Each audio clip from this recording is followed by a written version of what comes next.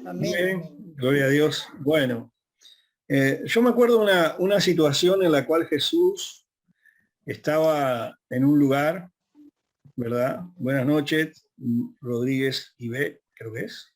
Bendiciones. Y me acuerdo que Jesús estaba enseñando. Y la palabra de Dios dice, y el poder de Dios estaba con él para sanar. Y el poder de Dios estaba con él para sanar. Esto es bien interesante porque nosotros estamos acostumbrados muchas veces a que el poder de Dios se manifiesta solamente a través de la predicación o a través de la oración. Pero Jesús, en su grandeza y en su soberanía, en la palabra de Dios nos dejó 5 ministerios. Y la manifestación del poder de Dios está en 5 ministerios. O sea que nosotros vamos a recibir palabra de aliento, de poder, de sabiduría, de enseñanza, de majestuosidad en cualquiera de ellos, de los 5 ministerios. Y la enseñanza, que generalmente es muy aburrida para muchos, o una pérdida de tiempo para unos pocos, es fundamental en la vida del cristiano. Jesús, uno de sus nombres era Rabí o Raboni, que significa maestro. Si Jesús era maestro y nosotros debemos crecer hasta la estatura de Cristo, de la plenitud de Cristo, y debemos ser imitadores de Cristo, deberíamos también ser algo maestros. Y ahora yo les pregunto a los papás que están allí mirándonos con esas caras de asustados, cuando usted lleva a sus chicos a la escuela, ¿usted se los va a dejar a un maestro que no estudió y se capacitó? Va a ser difícil, ¿verdad? Entonces, los pastores debemos tener el mismo cuidado en quién enseña nuestras iglesias, en quién enseña a nuestro pueblo, a la iglesia del Señor. Jesús dejó 5 ministerios para la edificación de la iglesia. 5. Y no hay, en mi opinión, en mi humilde opinión, no hay uno superior al otro más que los 5 unidos en el poder del Espíritu Santo. Fundados en la palabra, fundamentados en el fundamento de la palabra de Dios, en lo que Cristo dejó a la iglesia. En lo que Cristo dejó a la iglesia. Y doy gloria a Dios por este tipo de posibilidades que se nos brinda a todos los ministros. Así como el apóstol Mejía, que tiene la plataforma en cual se ora, se intercede. A veces, en lo personal, no puedo estar en la plataforma, pero leo las peticiones y las presento delante de Dios porque es importante. Los ministerios son importantes en la iglesia, todos ellos son importantes. Y es interesante que el poder de Dios estaba con Jesús para sanar cuando él estaba enseñando. Entonces, hoy vamos a enseñar y vamos a tener un tour de 4 jueves, si no me equivoco, ¿verdad? En el cual vamos a aprender muchas cosas. Cosas que tal vez usted ya sabía, pero que a partir de que un maestro se las enseña en profundidad, a usted le va a dar una nueva revelación de la palabra. La palabra no va a cambiar. No le vamos a agregar nada a la palabra que ya nos guía. ¿Nos entendemos?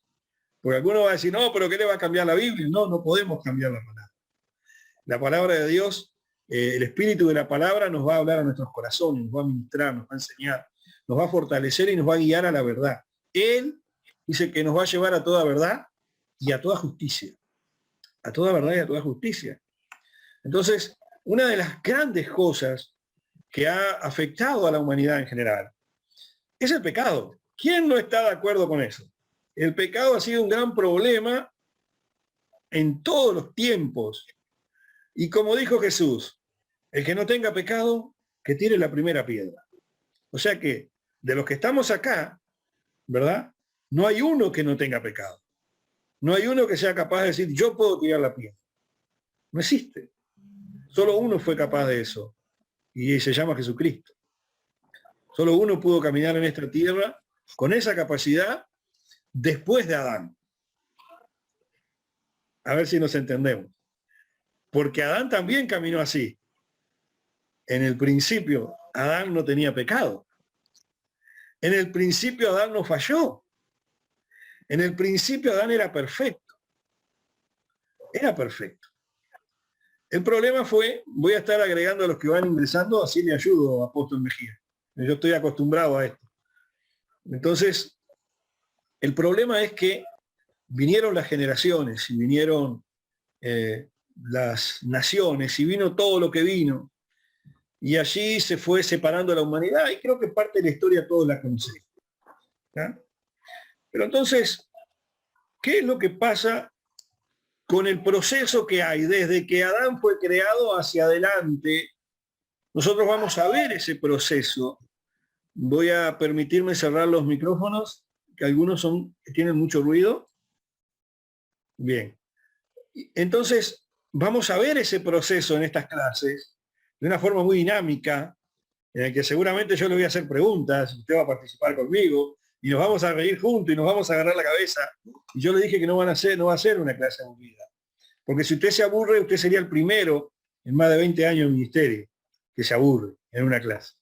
Entonces más bien se va a reír y va a querer más. Y esa es la idea, que quiera más de la palabra.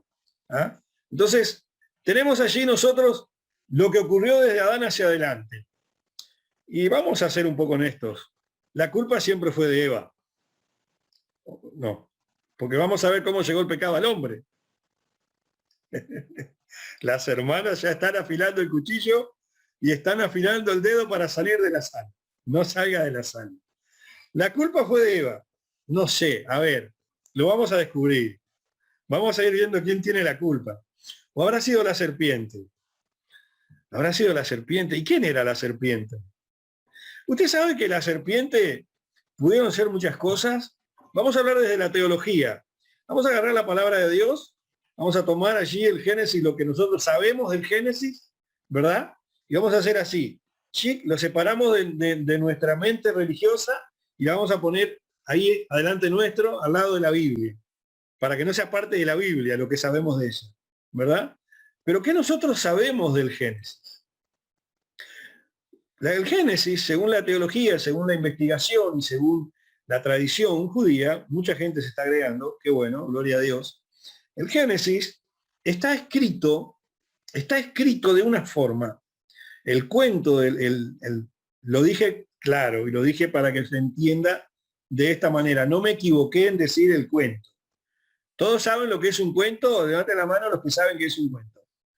¿Ah? Miren que este dedo es así, porque no van a decir como le decían acá Luna, ¿vio? Este dedo es así, le falta el tendón, entonces no tiene. No van a decir que tiene el dedo que le hace así. No, no. Este dedo es así. Tengo la cicatriz acá que lo pruebo. Entonces, todos sabemos lo que es un cuento. Un cuento es algo que fue elaborado con un fin específico. Según la tradición, según el pensamiento hebreo, el Génesis, o por lo menos la historia de la creación hasta la caída del hombre y algo más, está escrito o está desarrollado de tal manera que lo pueda leer una madre a un niño y que el niño lo pueda entender. Así está escrito la historia del huerto, la creación del hombre y algo más. De esa manera, ¿verdad? Entendible. Qué casualidad que Jesús dijo que si nosotros no tuviéramos la cabecita como uno de esos niños, no podríamos ver el reino de los cielos. Qué misterio encierra en la historia del huerto, que la capacidad de un niño la puede ver y entender y nosotros no.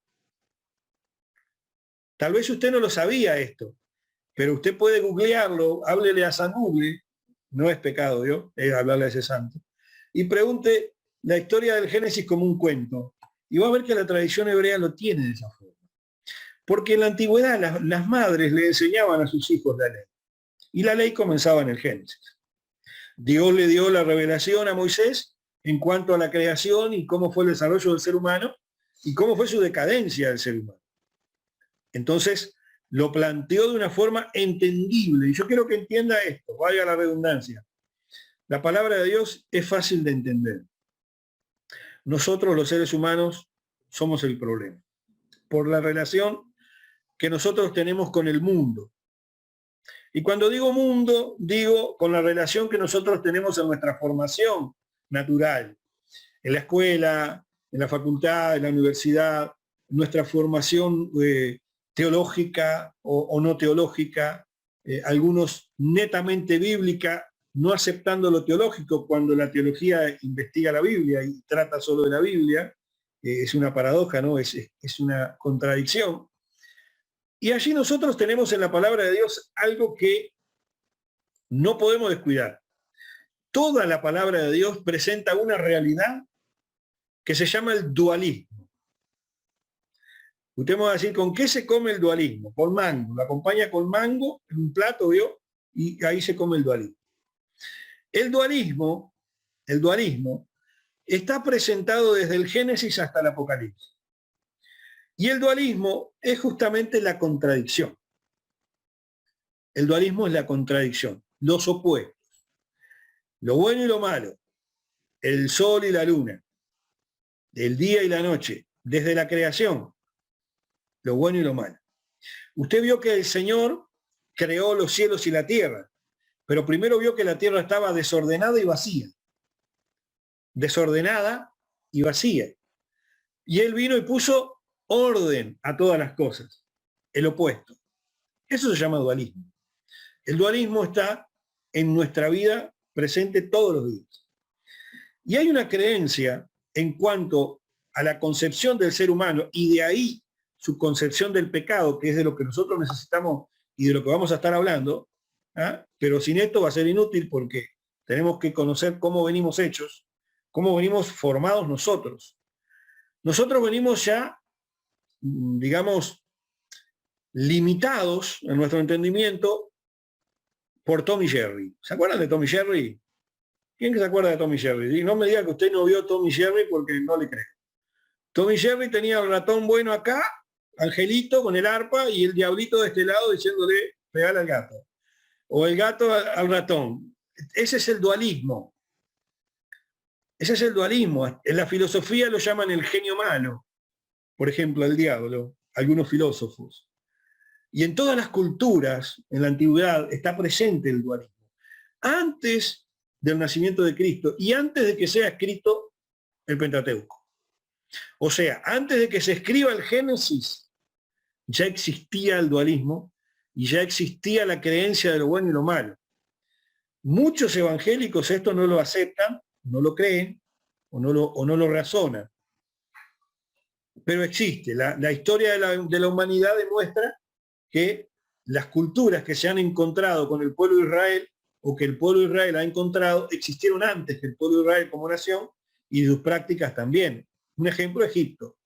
Egipto, antes de que la nación de Israel se presente como nación y se presente bajo el poder de Jehová a conquistar a las naciones, como lo tenemos allí en la historia, ya tenía su historia de lo bueno y de lo malo, entre otras cosas. ¿Cómo llega esto a nosotros, la iglesia? Llega a través de nuestra formación, como les dije. Incluso hay grupos evangélicos que creen en el dualismo y creen que en algo llamado la evolución teísta. La evolución teísta. ¿Qué pasa con la evolución teísta? La evolución teísta es un grupo de cristianos evangélicos o de evangélicos no cristianos, que no es lo mismo. Son dos cosas distintas. Hay sectas cristianas o llamadas cristianas. Tenemos, por ejemplo, acá en Uruguay se reconoce y en otros países a los grupos adventistas como una secta, en otros países no, ¿verdad? Pero acá sí. Entonces, ellos, por ejemplo, creen en la evolución teísta. ¿Alguien de los presentes sabe lo que es la evolución teísta? La teoría de la evolución de Darwin la sabemos todos. Usted vino de la monachita y yo vine del mono amigo de la monachita. Esa es la evolución de Darwin, ¿verdad? La evolución de Darwin, la teoría de la evolución, que sigue siendo una teoría. Por eso se llama teoría. Pero la evolución teísta es la que creen los cristianos o los creyentes. La evolución teísta es un grupo de hombres y mujeres que profesan la fe cristiana o la fe en Dios, pero que dicen que Dios intervino en la evolución tal cual la conocemos, uniendo así la ciencia creacionista, la ciencia evolucionista con la fe. Eso no es bíblico, hermano. Usted y yo en la Biblia no encontramos eso. Usted y yo no encontramos que Dios hizo que el hombre evolucione de las especies, o usted encuentra un versículo en la Biblia que diga que el hombre sale del mono para afirmar esa evolución. Yo no lo encuentro. Sin embargo, hay grupos que sí. Los partidarios de esta creencia rechazan la evolución o la creación o la teoría de la creación, como nosotros la enseñamos. Rechazan que Dios creó al hombre, sino que ellos dicen que Dios crea al hombre a partir de otros animales, otras criaturas. Y a mí la Biblia me enseña que Dios me formó con sus manos. Al ser humano Dios lo formó con sus manos. Y después formó a Eva del hombre. Eso enseña mi Biblia. ¿En su Biblia enseñan eso? La mía enseña eso. Después vamos a ver los textos. Entonces, los partidarios de esta evolución teísta tienen un conflicto muy, muy fuerte o chocan directamente con algo que se llama, y lo puede anotar por ahí porque igual se los voy a leer, con la tesis del conflicto. ¿Qué es la tesis del conflicto? Lo vamos a ver en un segundo. Entonces, ellos chocan y su teoría se da de frente o se accidenta contra nuestra fe porque nosotros no podemos conciliar la teoría evolucionista con la creacionista. No hay forma de conciliarlo para nosotros. No lo podemos aceptar a eso. La ciencia sí. Entonces ellos, los teóricos de la evolución teísta, se llevan muy bien con la ciencia evolucionista y con todas las ciencias, a diferencia del resto de nosotros, que no estamos tan de acuerdo en todo lo que ellos plantean. Ellos creen que Dios como ser superior influyó en nuestra creación a partir de, y después resultamos nosotros. Los adventistas son uno de los que creen en eso. Ahora, ¿qué es la tesis del conflicto? La tesis del conflicto establece una desavenencia intelectual entre la religión y la ciencia, que es lo que nosotros pertenecemos a esa línea. Nosotros pertenecemos a la tesis del conflicto, porque nosotros no podemos unir la creación o la religión con la ciencia. No lo podemos hacer de esa manera. Entonces, fijémonos en esto. La tesis del conflicto después varía en algo llamado antítesis.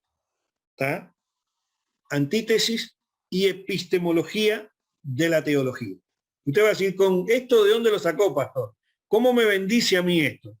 Déjeme llegar que ya le vamos a dar color. La palabra epistemología viene del griego episteme y logos, que significa conocimiento de Dios. O sea que usted tiene mucho de eso. Usted tiene mucho de eso, porque en usted hay un conocimiento de Dios. Y el conocimiento de Dios que hay en usted no viene de la ciencia, no viene de la evolución, viene de su relación con el Creador, a través de la palabra y del Espíritu Santo. Es muy diferente a lo que presentan esta gente. Y nosotros tenemos la teología, algo que les mencioné hace un instante, hace unos minutos, y teología viene del griego teos, que significa Dios o deidad, y logos, que significa estudio. Entonces la teología es el estudio de Dios o de las cosas de Dios, para que usted lo entienda un poco más claro, es un estudio de las creencias religiosas. Nosotros, los que hemos estudiado teología, estudiamos las creencias religiosas en toda la humanidad, en todas las etapas de la historia, en todos los grupos que rodearon al pueblo de Israel.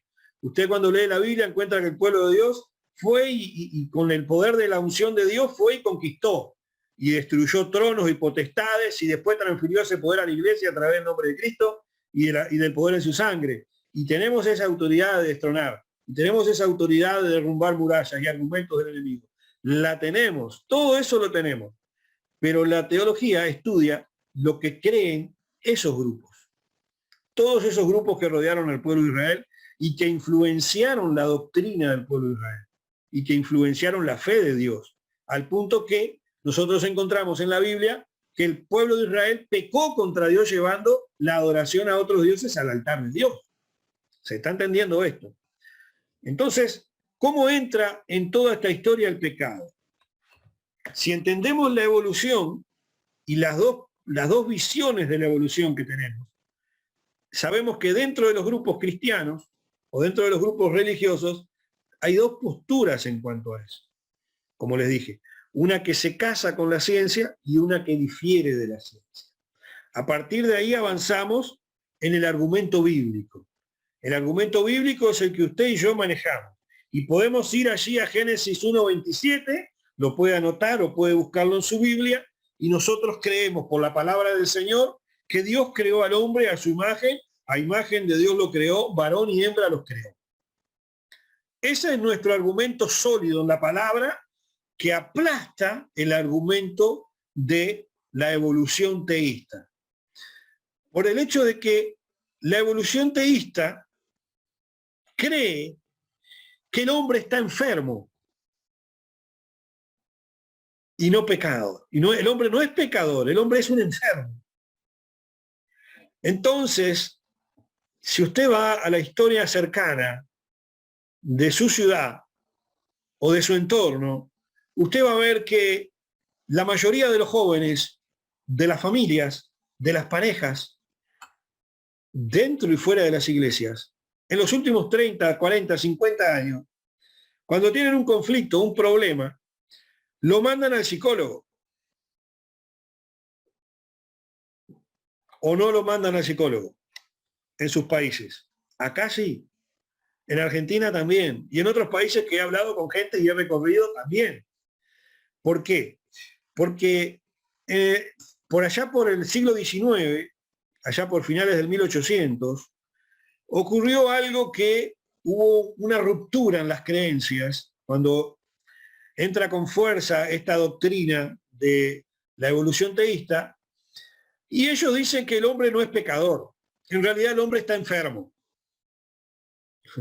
La solución del hombre no está en la sangre de Cristo, la solución del hombre está en un psicólogo, en que hay que tratar la mente del hombre, y entonces a partir de ahí empiezan los tratamientos psiquiátricos fuertes, y les ponían enchufe en la cabeza a los hombres para tratar los problemas del hombre, porque si el hombre era un asesino, era un matador, un abusador o un ladrón, tenía un problema en la cabeza, estaba loco, entonces había que enchufarle cables en la cabeza y darle tics de corriente para arreglarle la cabeza, porque estaba enfermo, no era un pecador, ¿entienden?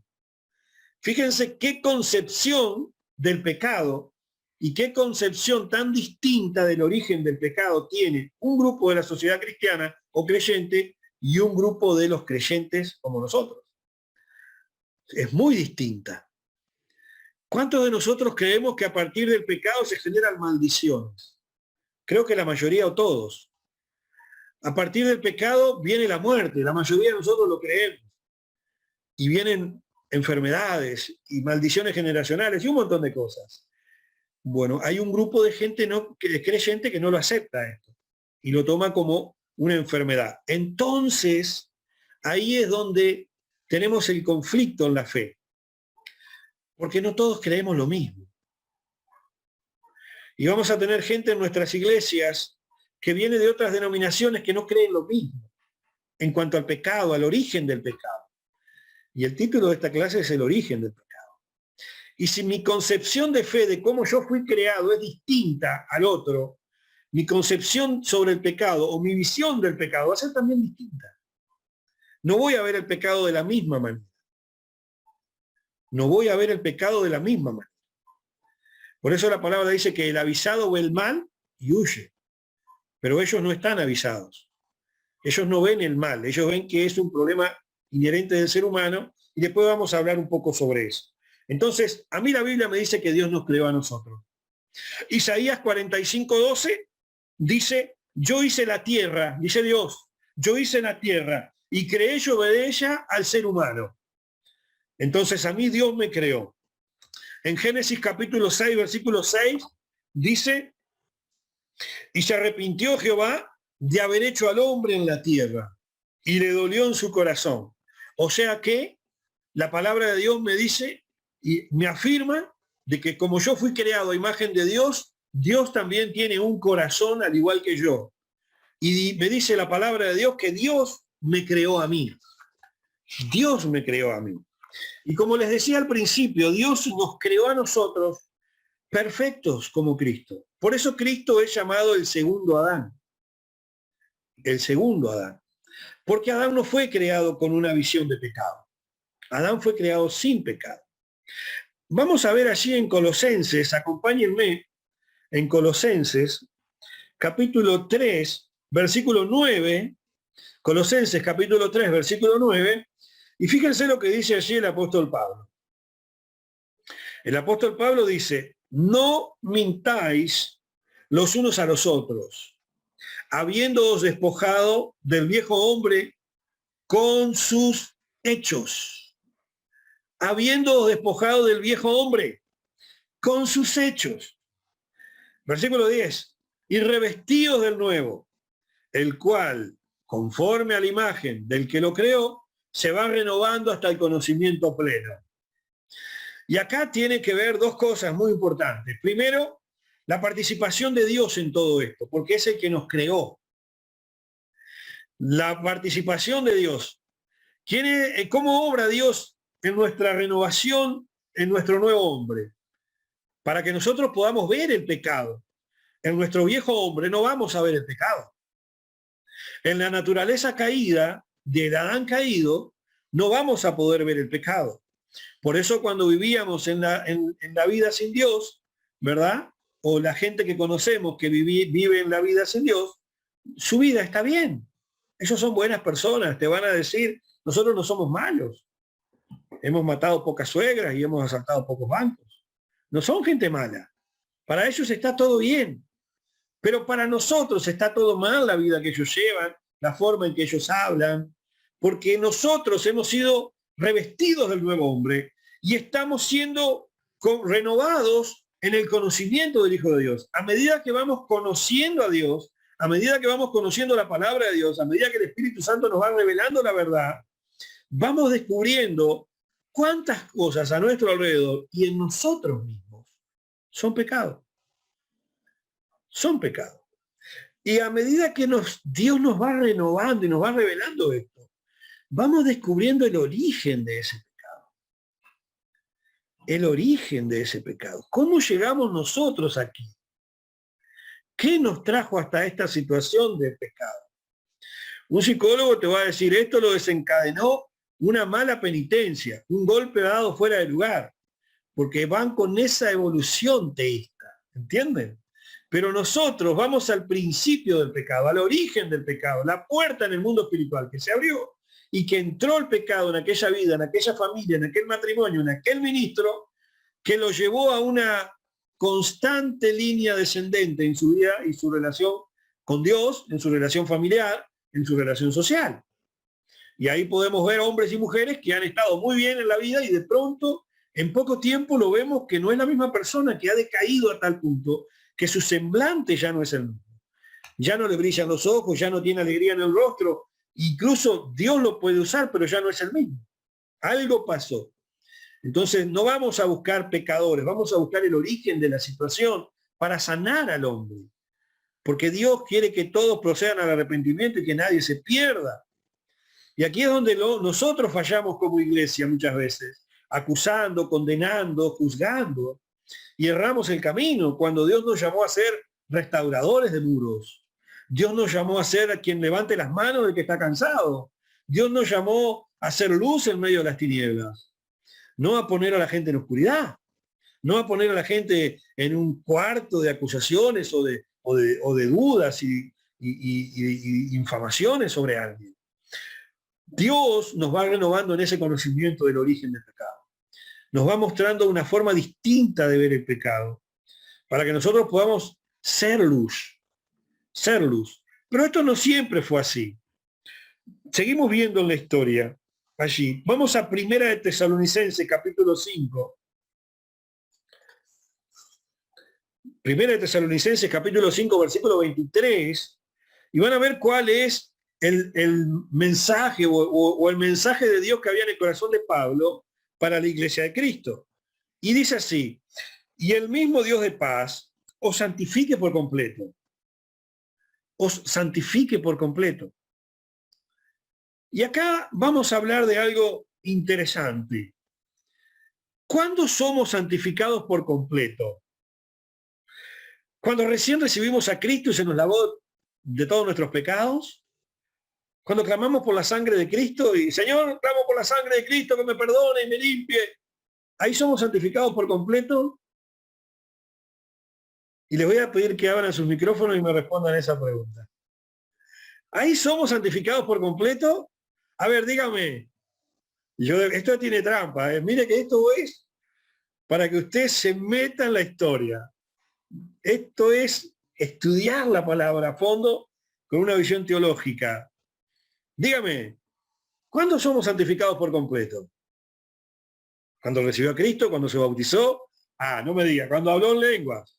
¿Y los que no hablan en lenguas? ¿Y los que no se bautizaron? Dígame, le escucho. Hable sin miedo, acá estamos entre amigos, entre familia. Cuando morimos, dijo alguien ahí por privado, a ver.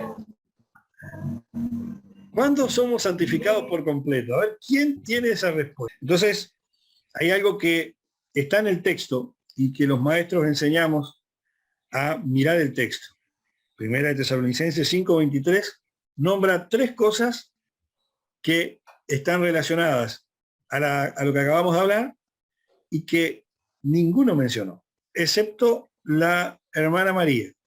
Mencionó por arriba, pero lo mencionó. Lo habló, lo leyó, pero nadie puso énfasis ahí. Y es el espíritu, el alma y el cuerpo. El espíritu, el alma y el cuerpo. El pecado no es solo pecado. El pecado no se origina porque sí, no es porque había un pozo, allí caímos en pecado. No. El pecado tiene 3 maneras de entrar en nosotros. Por el espíritu, por el alma o por el cuerpo. Usted va a decir, ¿el alma puede pecar? Sí. El alma puede llegar a ser adúltera también. La Biblia lo dice. El alma o almas adúlteras, dice la palabra de Dios. Entonces tenemos 3 áreas que nosotros en este momento hubiera estado bueno que alguien se hubiera dado cuenta. 3 áreas en nuestra vida que necesitan ser santificadas. No es solamente yo soy santificado en mi cuerpo porque de pronto me guardo de no hacer cosas. No es solo que yo me guardo en mi espíritu de no tener malos pensamientos ni malas actitudes, sino que también debo cuidar mi alma.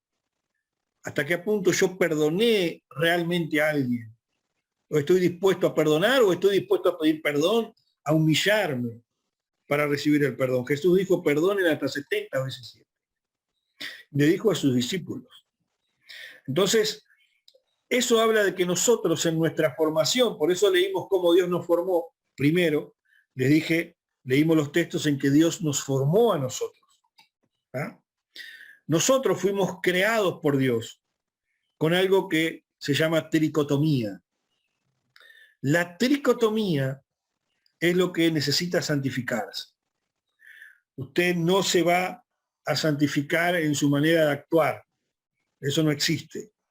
No existe. Usted santifica su espíritu para que sus acciones puedan ser mejores. Pero si usted tiene su cuerpo entregado al pecado, sus acciones, su mente no va a poder frenarlo. Entonces va a encontrar muchas personas que cometen atrocidades y le van a decir a usted, perdí el control de mí. Y no sabía lo que hacía, porque su cuerpo está entregado al pecado, su mente, su espíritu no logra controlarlo. Y peor aún, cuando el alma está contaminada en pecado, ni el cuerpo ni el espíritu son libres. Y ahí estamos hablando de una demonización absoluta. De una demonización absoluta. Ya cuando estamos realmente dominados por las tinieblas, dominados por la oscuridad, dominados por Satanás. Entonces, vieron que es mucho más. No es decir, me santifico solo cuando voy a las rodillas. No solo me santifico, ahí empieza mi santificación. Estuvieron bien sus comentarios, estuvieron bien sus aportes, pero ahí comienza el trabajo de santificación. Yo necesito que el Espíritu Santo, como dijo el apóstol Mejía, que el fuego del poder de Dios me llene, que el fuego del poder de Dios me meta en el horno allí y quite esas impurezas de mí. Que sea como Isaías, que vino un ángel y quemó en su lengua allí lo que estaba mal.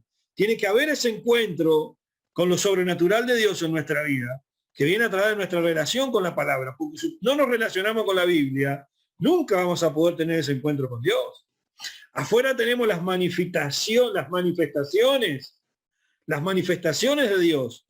La palabra dice en Romanos que afuera Dios se manifiesta, en las cosas hechas, como puse en un post allí en el Facebook, allí un poco controversial para buscar, justamente para pelear un poco con la gente, ¿no? Dios, tenemos la manifestación allá afuera, y los hijos de Dios, a veces buscamos a Dios solamente dentro de 4 paredes o solamente en el libro, y nos olvidamos que afuera está la creación de Dios también, y afuera también está Dios, en los seres humanos, creados por Dios. Lo acabamos de leer, Dios los creó a su imagen y semejanza, y tienen un corazón igual que Dios, y tienen un alma, y tienen un espíritu igual que Dios, y tienen una mente igual que Dios. Dios es igual que nosotros. La diferencia es que Él es todopoderoso, Él es omnipotente, Él es omnipresente, Él es omnisciente, y Él es eterno. Nosotros somos finitos. Nosotros no somos eternos. Fuimos el primer hombre.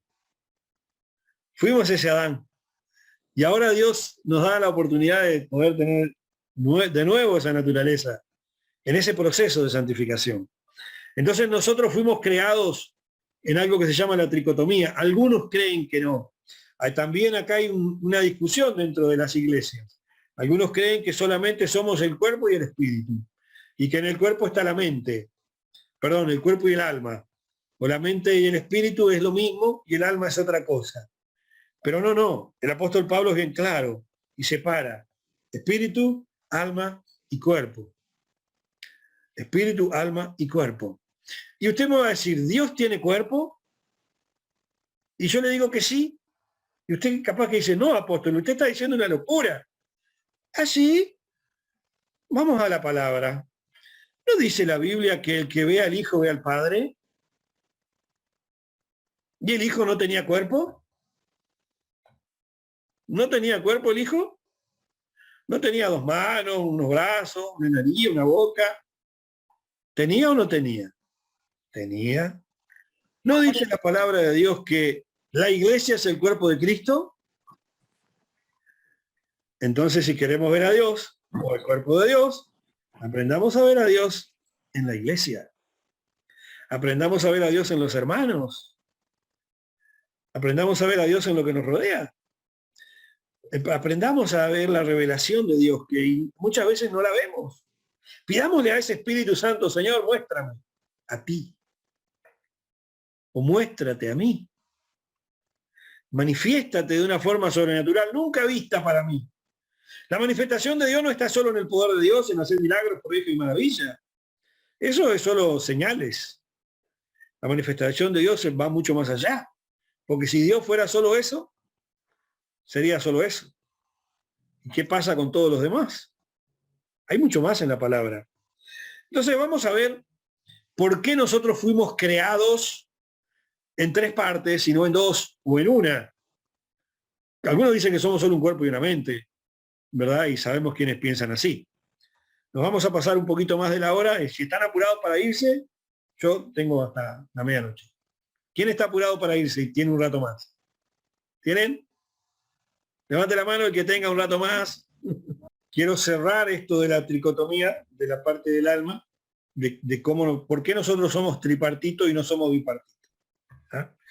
La teoría de que nosotros somos solamente bipartita viene por el hecho de que Dios creó al hombre. Del polvo de la tierra lo formó, ¿estamos de acuerdo? ¿No dice eso en su Biblia? ¿No está eso en Génesis? ¿No? ¿No dice? Vamos a Génesis, a ver. ¿Qué dice así en Génesis? A ver. Génesis. Capítulo 2, versículo 7. Dice, entonces Jehová Dios formó al hombre del polvo de la tierra y sopló en su nariz aliento de vida y fue el hombre un ser viviente. ¿Estamos de acuerdo? Dice eso la Biblia. No me responda nada. Dice eso la Biblia. Sopló aliento de vida. Entonces, porque dicen sopló aliento de vida, muchas creencias religiosas cristianas dicen que Dios hizo al hombre de carne y hueso. Hasta ahí estamos de acuerdo. Sin embargo, si nosotros vamos a meter el diente en la teología, yo le digo, agárrese de su asiento porque se le va a sacudir todo con lo que le voy a decir. Se le va a sacudir todo en serio. Porque la Biblia dice, en el idioma original, si usted va al hebreo, usted lo lee desde el hebreo, no en la Reina Valera, sino en versiones más antiguas como la Septuaginta, en versiones más limpias que la Reina Valera. Después le voy a explicar por qué, si quiere, al final, por qué la Reina Valera no es limpia. Entonces, el texto original dice que el hombre fue creado como una bestia. Porque acá dice un ser viviente. Y hay una larga lista de versículos que ser viviente y bestia es lo mismo. O sea, un estado animal del hombre. Podríamos teorizar, y en el mundo de las posibilidades, posiblemente Dios le dio al hombre la capacidad bestial de comunicarse con los animales, porque tenía la capacidad de hablar con todos los animales. Es posible, y tal vez por eso en el hebreo se lea bestia. Y cuando hablamos de bestia no hablamos del diablo, la bestia. No demonice todo, que estamos hablando de Dios, de la creación. Posiblemente lo hable desde ese punto de vista, y de ahí es que sale la creencia de que el hombre es un animal, como lo demás. ¿Se entiende? Pero es un animal con un espíritu, o con un alma, como dicen algunos. Entonces, esa es la creencia dualista, o la creencia la famosa dicotomía, que el hombre tiene solo un cuerpo y un espíritu, basados en Génesis 2:7. Pero vamos de vuelta a agarrarnos de la poltrona, vamos a agarrarnos de vuelta del asiento porque se nos va a sacudir otra vez. Cuando nosotros vamos al texto original, tampoco dice eso. Por eso le dije, la Reina Valera es complicada para traducirlo, para tomarla como textual. El texto original dice en plural, no dice aliento de vida, dice aliento de vidas. Aliento de vidas. Eso dice el texto original hebreo en Génesis 2:7. Es muy distinto decir Dios sopló en la nariz del hombre aliento de vida que decir Dios sopló en la nariz de la bestia aliento de vidas. Es muy distinto. Pero sabemos que la bestia era Adán, ¿no? Era el hombre, el primer hombre. Perfecto, hasta ahí estamos de acuerdo. Esas vidas es lo que nos da a nosotros a entender que cuando Dios le transfiere al hombre la vida, le transfiere también el espíritu y el alma. Por eso es vidas en plural. Un alma viviente en nuestra vida, porque el alma tiene emociones y sentimientos, es independiente del cuerpo y es independiente del espíritu, que también piensa, siente y razona y moviliza la carne. Por eso entendemos que somos tripartitos y no somos bipartitos. ¿Entendieron ahora? Les quería encerrar esto para que quede claro desde esa visión hebrea, ¿verdad? Y no desde la visión que nosotros aprendimos o que se nos ha enseñado. Por eso siempre digo, la Biblia tiene mucho más de Dios para enseñarnos, sin salir de ella, sin salir de ella. Hay mucho afuera también, pero sin salir de la Biblia. Quiero cerrar. Yo tengo aquí, me quedan 13 minutos para cerrar esta parte y abrir el que puedan hablar, el foro. Esa creación humana que nosotros conocemos como Adán, el primer hombre, y conocemos la historia, que no la vamos a repetir porque todos la saben, un día podríamos hacer otro para hablar sobre la creación de la humanidad, podríamos hablar de lo que pasó en el huerto, podríamos hablar de lo que dicen los apócrifos, el libro de Enoc. En mi opinión, el libro de Enoc debería estar en la Biblia, no debería estar afuera. Y en mi opinión, y la de muchos teólogos, debería estar en la Biblia, porque no contradice, sustancialmente no contradice la Biblia, a excepción de 2 o 3 versos. Sin embargo, en la misma Biblia hay más versículos que contradicen la Biblia que en el libro de Enoc. Para que ustedes se den una cuenta, ¿no? Hay más versículos en la Biblia que contradicen la misma verdad bíblica que el propio libro de Enoc. Entonces podríamos un día hablar de qué había en el huerto del Edén. ¿Quién fue la que habló con Eva para que el hombre peque? Y usted me va a decir la serpiente. Y ahí también, si vamos al hebreo, habla de un animal que se paraba en 2 patas. Y si nosotros tomamos el término animal que se paraba en dos patas y comparamos al hombre que se para en dos patas, no estamos hablando de alguien muy distinto. Porque el término pies existió después, hermana. El término pies en la Biblia, el pie es una creación nuestra, no es una creación de Dios. El Dios creó eso que se llama pie. Nosotros le pusimos pies. ¿Vieron? Y acá le doy otra que a muchos no les gusta. Porque dice ni un tilde ni una coma pasará de la palabra o de esta ley. Pero el tilde y la coma se creó en el 1600 y la ley se escribió antes de Cristo. ¿Cómo puede ser posible? Denme una razón posible y no la encuentro. Yo no la encontré en la Biblia, pero sí la encuentro en la historia. Por eso la teología y por eso los maestros de la palabra estudiamos, para enseñarle que en la Biblia hay mucho más de lo que usted dice. Y sin salir de ella, nos enriquece, nos llena, nos llena. Si usted supiera el fuego del Espíritu Santo que yo siento en este momento, es algo hermoso. Es hermosa la presencia de Dios. Cuando estudiamos la palabra es más linda aún. Sigue entrando gente. Muy bien. El pecado, teorías acerca del pecado. Vimos la concepción del hombre, vimos cómo el hombre fue formado, cuerpo, alma, espíritu. Esas cositas, ¿vio? Pero, ¿cómo entra? ¿Cómo es el pecado? ¿Cómo es el dualismo cósmico que recién le hablé, todo lo bueno y todo lo malo? Allí en el huerto del Edén ya estaba lo bueno y lo malo.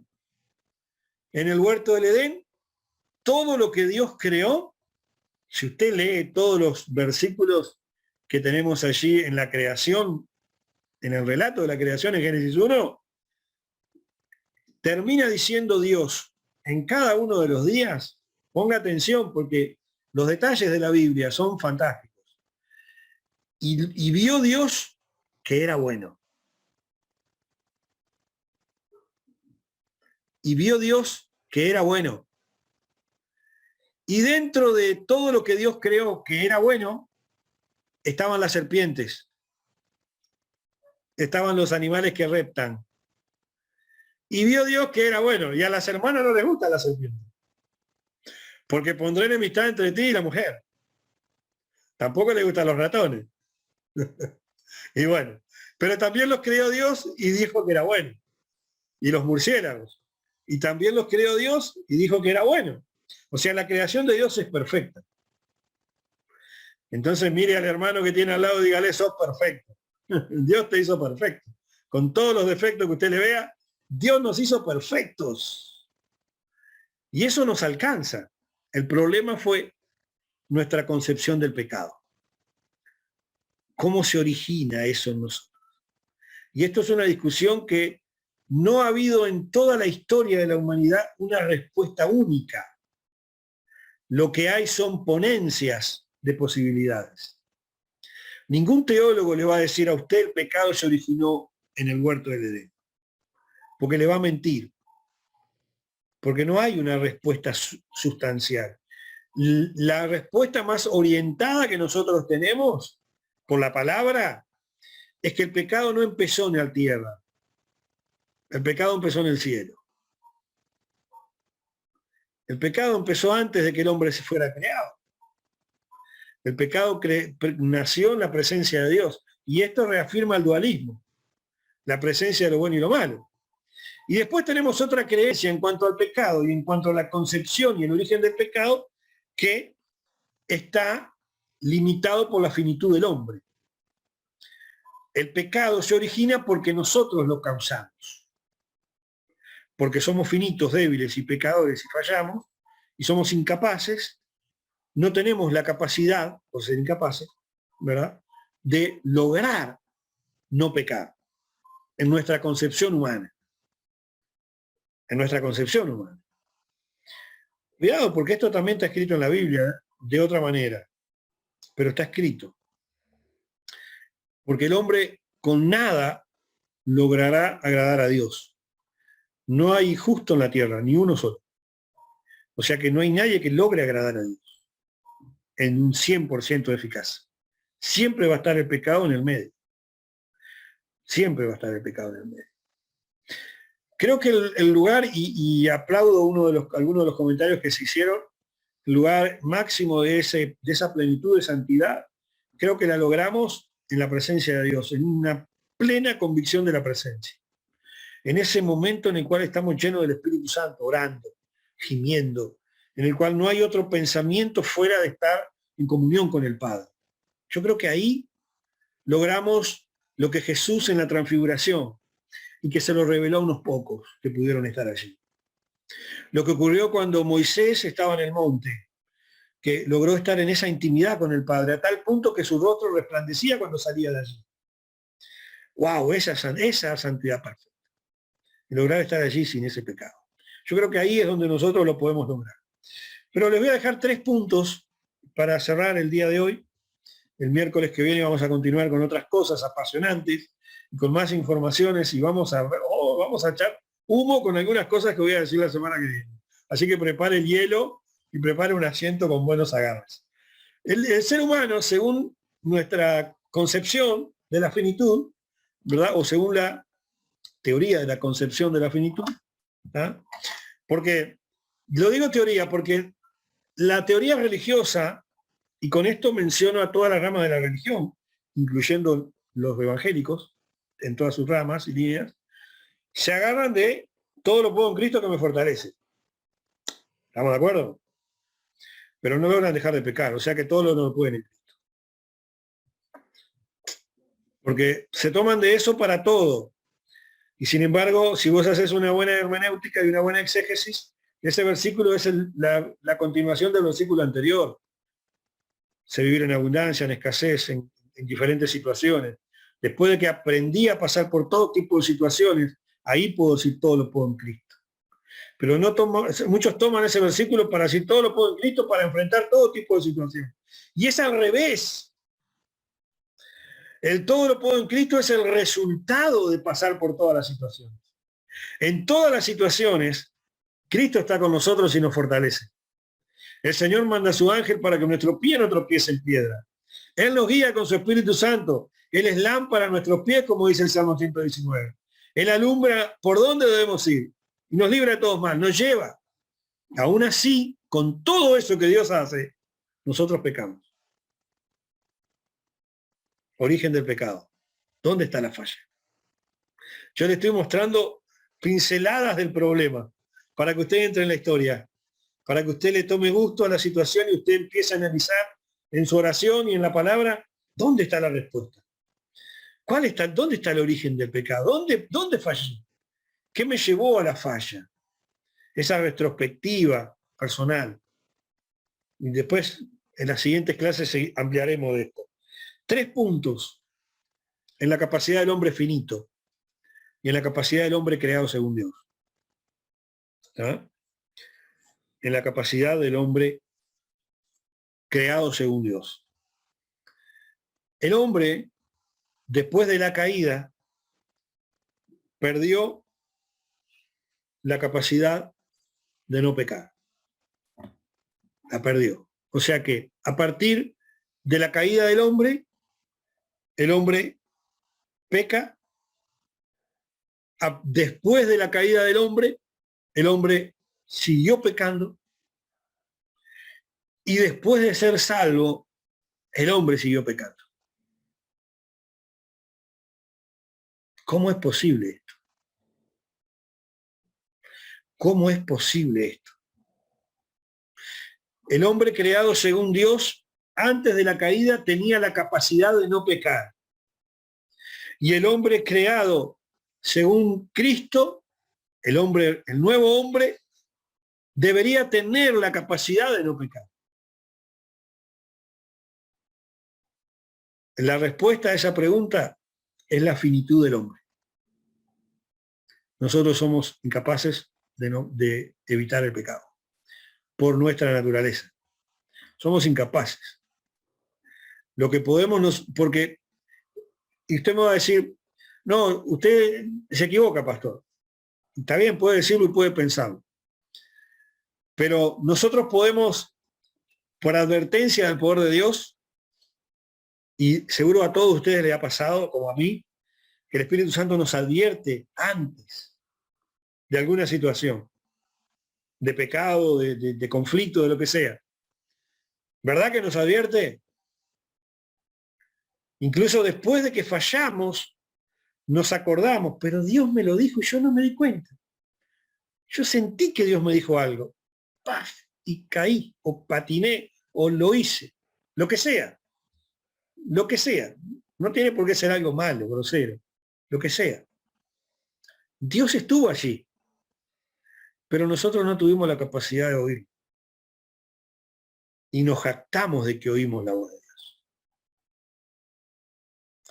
Entonces, algunos de los comentarios que yo le voy haciendo le van mostrando a usted de que nosotros provocamos las situaciones de pecado. Y aunque el Espíritu Santo nos libre en ese momento y nos lleve fuera de esa situación, nos lleve fuera de la situación de pecado, salimos de allí, nos ocurre lo que le ocurrió al monje chino, al monje tibetano. Algunos conocerán el cuento del monje tibetano. Estaba el monje tibetano allí, ¿verdad? Muy santo, él, con su discípulo, el pequeño saltamonte. Todos conocen al pequeño saltamonte, seguramente. El pequeño monje, ¿verdad? El pequeño monje, el nuevo monje, iba con el monje tibetano caminando por el campo y llegan un día a la orilla de un río. Y en la orilla de ese río se encuentran una dama que no podía cruzar el río. Entonces, el discípulo del monje tibetano le dice, maestro, vamos por aquel lado, porque allí hay una damisela y no podemos ni siquiera mirarla. Entonces, ese fue el consejo del discípulo. El monje tibetano le dijo, observa y aprende. El monje tibetano fue hasta la damisela, la cargó en sus brazos, la cruzó al río, la dejó del otro lado y volvió a la orilla con su discípulo. El alumno del monje tibetano, asombrado y apavorado, le dice, ¿pero qué has hecho? Yo no he hecho nada. Hice lo que haría cualquier monje, ayudar al prójimo. Levanté a alguien que necesitaba mi ayuda y le di mi ayuda. Tú te quedaste con la mujer acá. Yo la dejé del otro lado del río. Y eso nos pasa a nosotros. Enfrentamos las situaciones de pecado, nos alejamos de la situación de pecado, pero sigue con nosotros, en nuestro espíritu. Y nuestro espíritu sigue pecando. Libramos de pecar a nuestra alma, pero nuestro espíritu sigue trabajando en nuestra mente. Y allí es donde después Satanás empieza a trabajar. Y empiezan después otras siervas, de las cuales hablaremos más adelante. Hasta aquí la presentación del día de hoy. Espero que les haya gustado, que les haya sido de bendición, les haya dado algunas luces en algunas cosas y seguro les ha generado muchas preguntas.